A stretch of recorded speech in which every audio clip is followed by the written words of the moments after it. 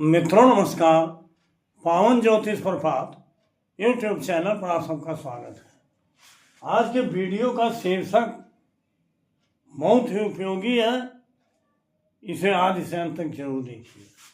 शीर्षक का नाम है अपनी कुंडली का सटीक फलादेश कैसे करें, easy rule of accurate horoscope predictions.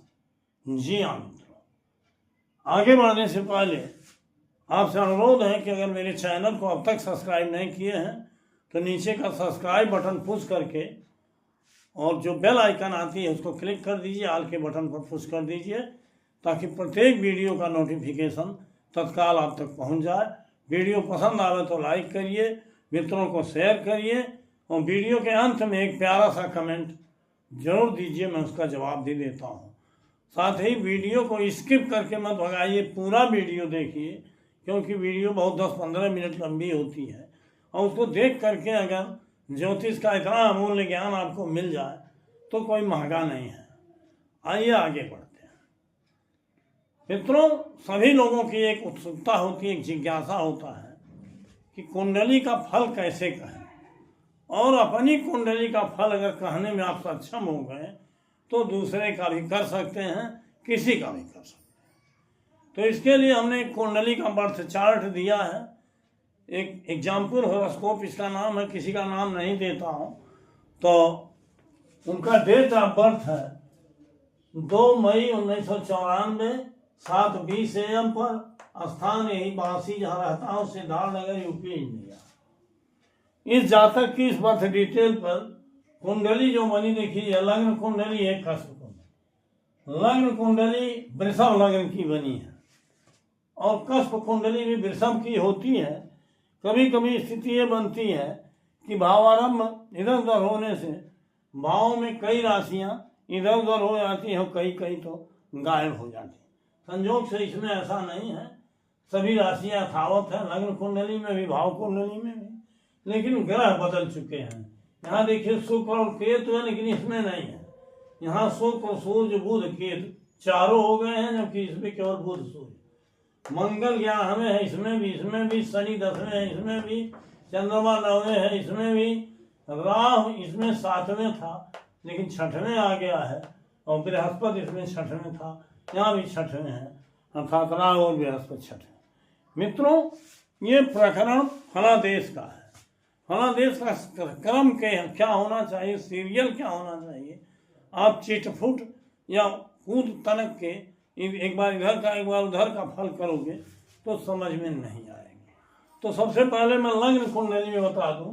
लग्न कुंडली में ग्रह की स्थिति देखी जाती है किस राशि में है, जबकि भाव कुंडली में राशि नहीं भाव होता है। ग्रह किस ग्रह से युद्ध कर रहा है, भले एक साथ बैठा है लग्न कुंडली में, लेकिन 6 अंश से अधिक की दूरी पर तो युति नहीं होती। ग्रह किस भाव को देख रहा है, भाव मेन होता है, ग्रह भी मेन होते हैं, लेकिन वह दृष्टि भी शीघ्र गति ग्रहों में 4 अंश और मंद गति ग्रह कोई आ गया तो 6 अंश तक होती है। हर ग्रह की दृष्टि अपने से 7वें भाव पर होती है। जैसे शुक्र की 7वें पर है, शनि की 7वें पर है, सूर्य की 6वें पर है, लेकिन 3 विशेष दृष्टियां 3 ग्रहों की होती हैं। शनि की 3, 7, 10 अर्थात 7वें के अलावा 3 और 10 भी, बृहस्पति की 7वें के अलावा 5 और 9 भी, और मंगल की 7वें के अलावा 4 और 8 भी। अब उसको गिनाने में बहुत टाइम लगेगा। भाव कुंडली में जहाँ जरूरत पड़ती है फल कहने में, वहाँ ग्रह के दृष्ट भावों को उनका सिग्निफिकेटर मान लिया जाता है। सिग्निफिकेटर का अर्थ आप समझते हो कि ग्रह जिस भाव में बैठा है उस भाव की राशि, और वह भाव की राशि नहीं, वो भाव, और जिस भाव में उसकी राशियां हैं वो राशियां वो ग्रह बताता है। फिर ग्रह जिस नक्षत्र में है वो नक्षत्रेश जहाँ बैठा है वह राशि, और जहाँ नक्षत्रेश की राशियां हैं वह राशि। तो इसके लिए आपको जरूरी है, आप एक ग्रह का हम बताएंगे, 2 का बता देंगे, आप समझ जाओगे।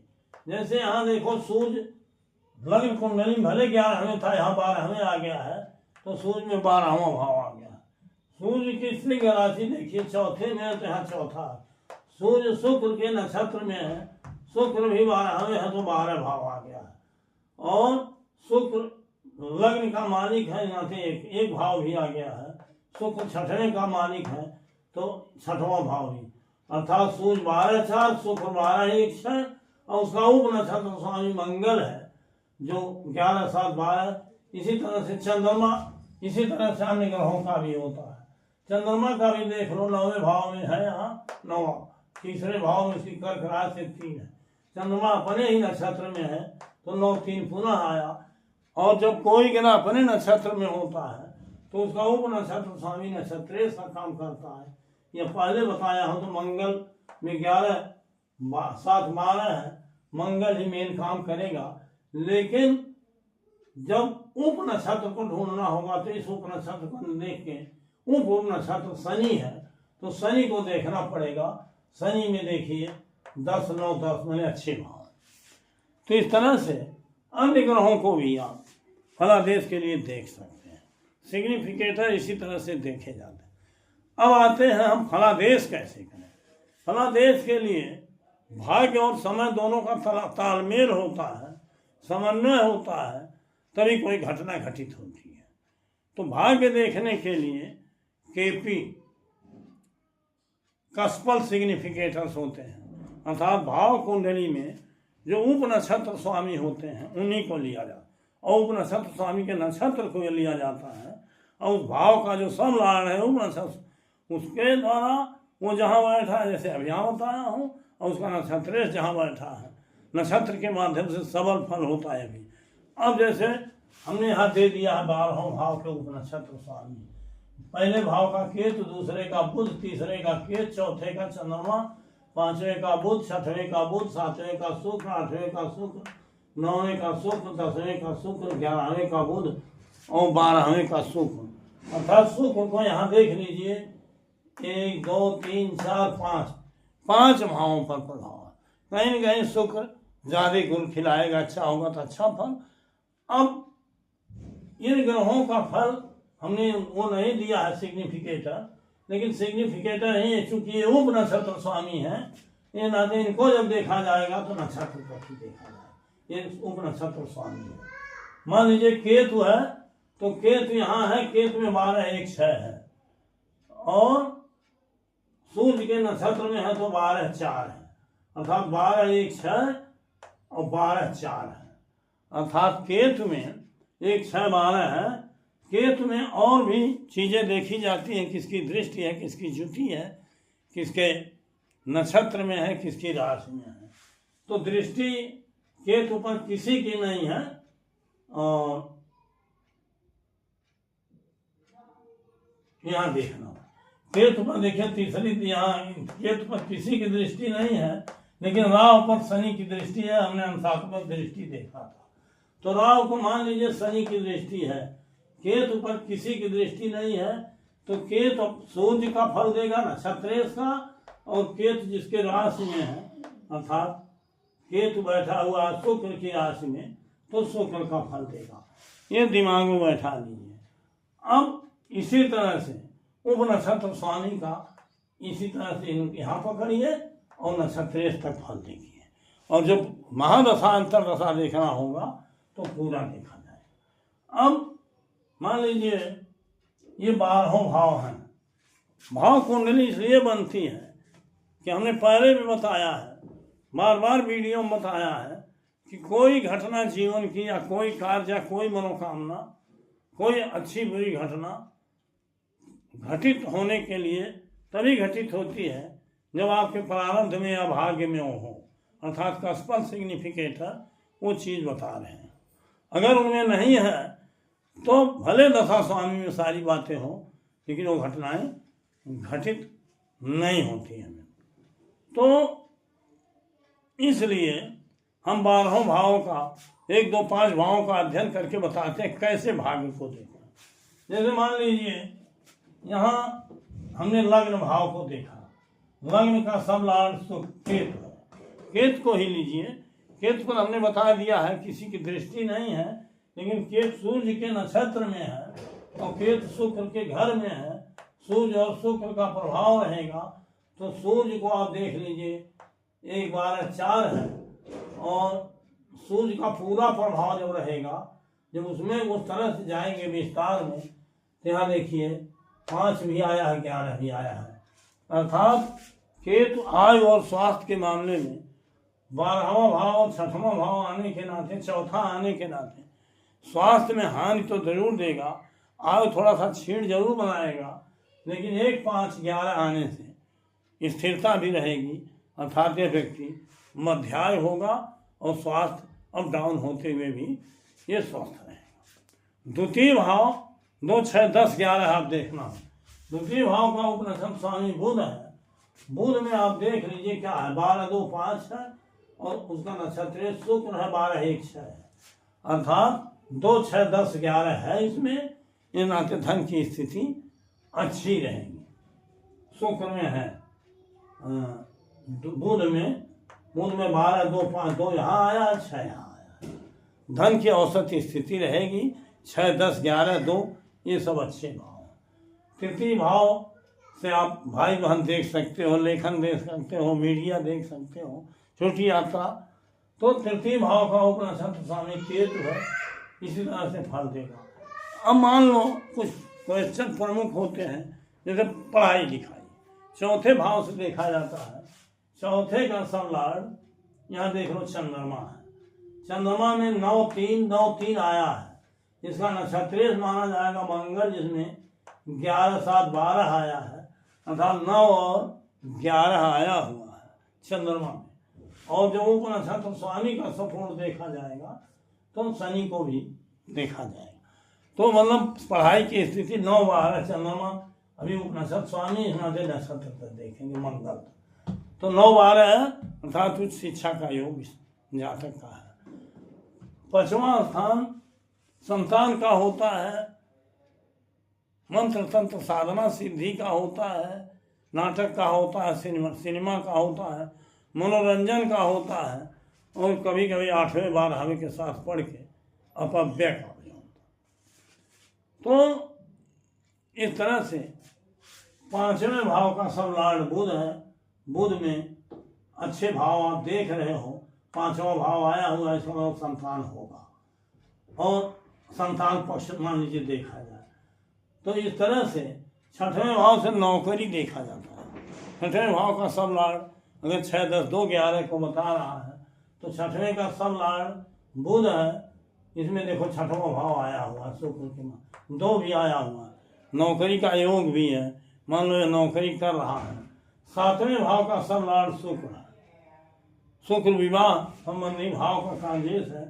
शुक्र में 2, 7, 11 अगर आया होगा, शुक्र देखो 12-1-6 है, चंद्रमा 9-3 है, तो शुक्र में सीधे तो नहीं दिखाई दे रहा है, लेकिन चंद्रमा अपने ही नक्षत्र में होने से, अन्य कारणों से, शनि वगैरह का कहीं उसका उपनक्षत्र स्वामी है, जिसकी 7वें भाव पर दृष्टि है।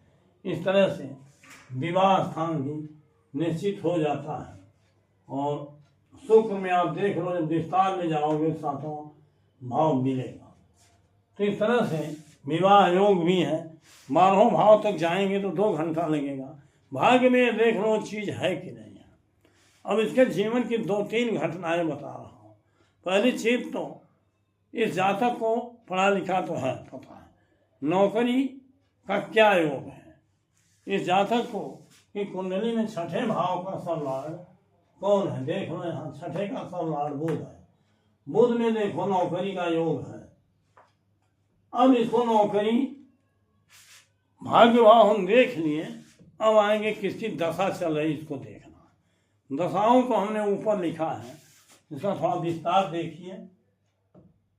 यहाँ देखिए राहु महादशा 14/4/2010 से 14/4/2028 तक है,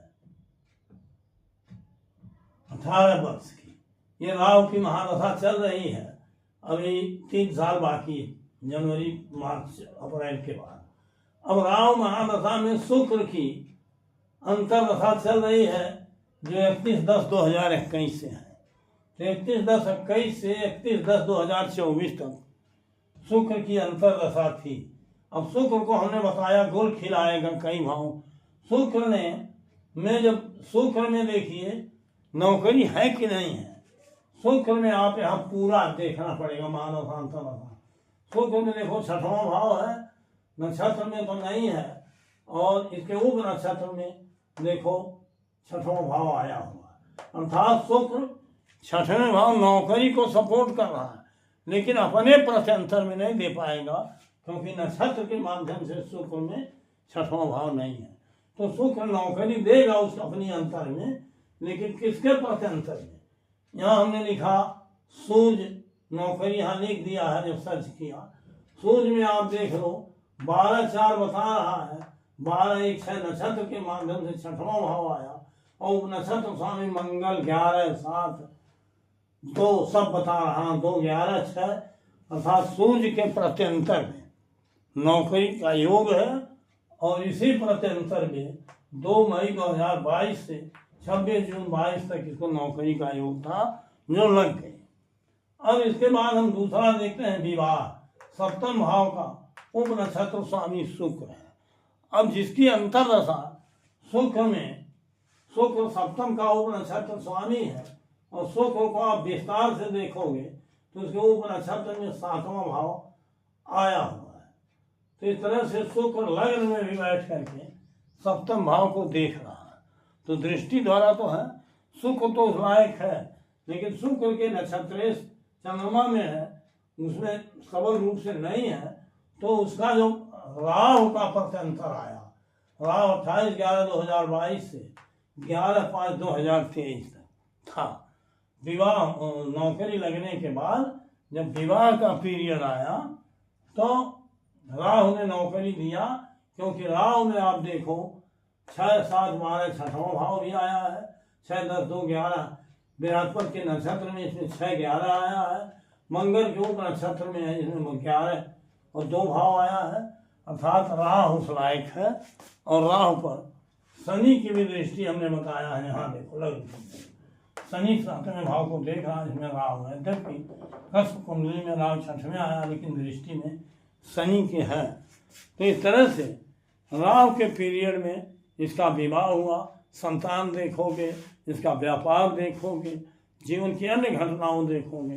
तो इसी तरीके से बोले भाव कुंडली में उसके भाग्य को देखिए, फिर दशा अंतर्दशा में ग्रहों के अंदर जो सिग्निफिकेटर हैं, जिन भावों के वो कार्जेस हैं, उन भावों को देख करके उनके प्रमुख और सहायक भावों को देखिए, उनके विरोधियों को भी देखिए।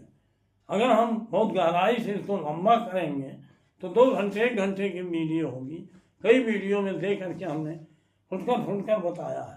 तो इस तरह से मेरा सारांश और आशय और निष्कर्ष और समझाने का तरीका आप समझ गए हो, और इसी तरह से अपनी कुंडली का फलादेश करिए, और जब निपुण हो जाइए या बार बार अभ्यास करिए तो अपने मित्रों की, पड़ोसियों की, क्लाइंट की, किसी की भी कुंडली देख करके आप सटीक और प्रभावी फलादेश कर सकते हैं। यही आज के वीडियो का उद्देश्य है। मित्रों, वीडियो लंबा हो रहा है, इस नाते आज का शीर्षक ही बंद करता हूँ वीडियो। पुनः मिलूंगा 2 दिन बाद नए वीडियो के साथ। बहुत बहुत धन्यवाद, हार्दिक शुभकामनाएं। 1 मिनट खड़ा हो जाता हूँ यहाँ आप ताकि नोट करें।